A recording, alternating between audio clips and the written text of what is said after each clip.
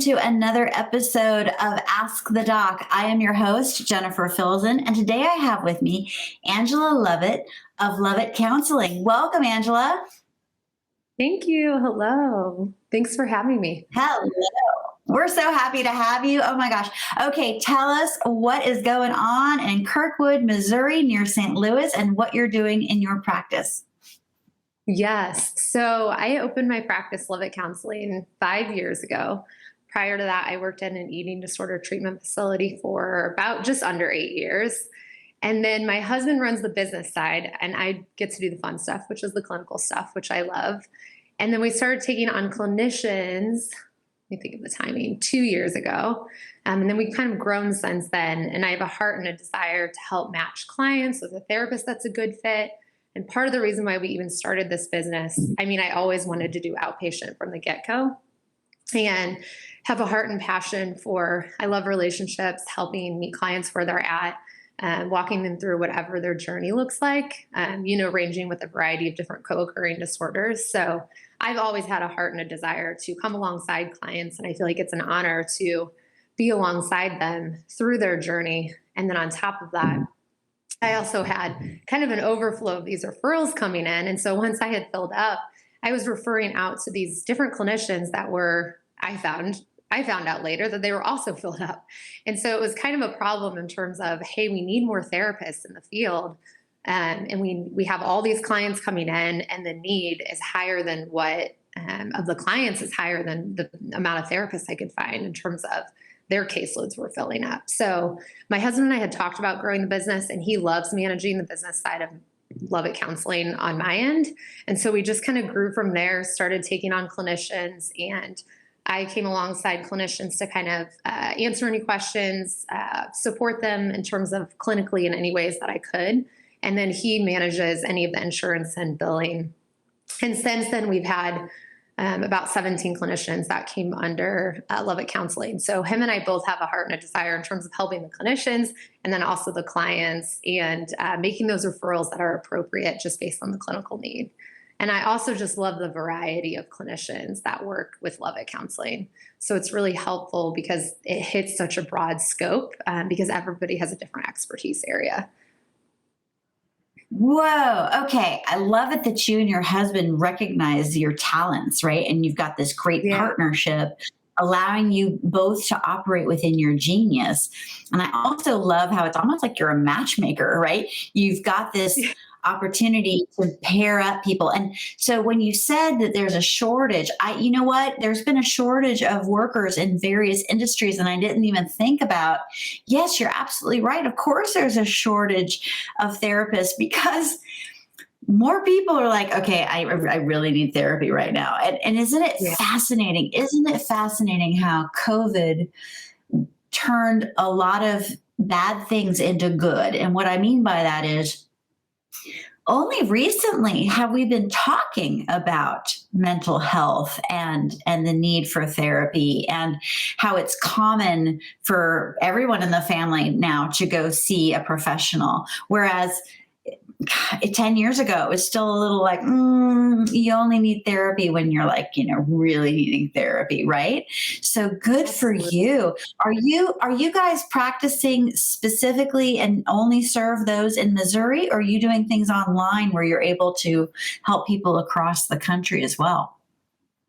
Yeah, so it's mainly in the St. Louis area. However, 2 of our clinicians are licensed in Illinois as well. So they've been seeing clients virtually. And I want to say about 30% of our clinicians are virtual only, and then the other 70% do a hybrid. So they do both. So definitely our clinicians that are practicing in a couple of different states, they're doing virtual. But it opens up way more opportunities. I mean, COVID in that capacity opened up virtual counseling, which is huge because more people are able to get into counseling. There's just more resources available. Some people are, they have 5 kids or they have a family. They can't leave the house, but they can go down and do session, for an hour. So it opened up a lot of opportunities for people to get the help that I think was needed even prior to COVID, but it definitely stirred up a lot with COVID. Absolutely. Wow. And I think that piece is huge that you spoke to in terms of how society approaches it. It's a lot more common. And so I think even that kind of the initial feelings of coming into counseling, it's more accepted. And I always think anyone could benefit from counseling, at some point in their life. I think it's super helpful. So any pieces that kind of reduce any shame or fears coming into counseling, I think is huge. And society's approach definitely impacts people. Yeah, for sure. Do you have any quick success stories to share with us that you guys have witnessed in your practice? Yeah, absolutely. So, in terms of, I guess in terms of speaking to myself, in terms of working with clients personally, um, I feel like there's been success in terms of, building those relationships, fostering those relationships with the clients, and then also therapists getting relief and getting into a position that they really want to be in terms of working with outpatient therapy and having that stress of the business off of them. Because a lot of times that kind of hinders people from getting into outpatient. So that's what I love, is being able to kind of speak to the freedom. I kind of fell in love with outpatient as soon as I started it. I still feel like I'm in a honeymoon stage with it, and I've been doing it for 5 years. Like I love doing outpatient counseling. So I definitely have a heart and a desire to kind of, just show that it is an option and someone could try it out. With Lovett Counseling. So I have a heart on that front. And then also as far as working with clients, and the clients that I work with, I have had some that have been more short term. A lot of them have been longer term.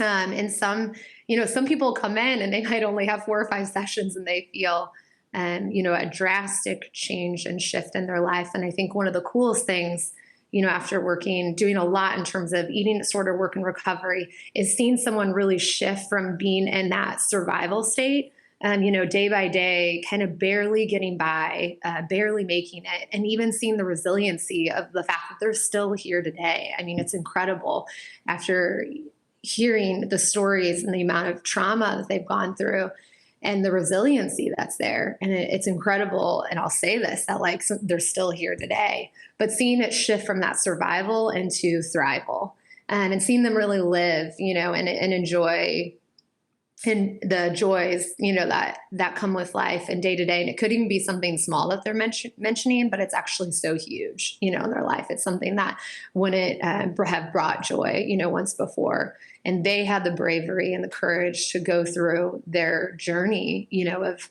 kind of hitting all those pieces related to trauma, different things that are painful in their life.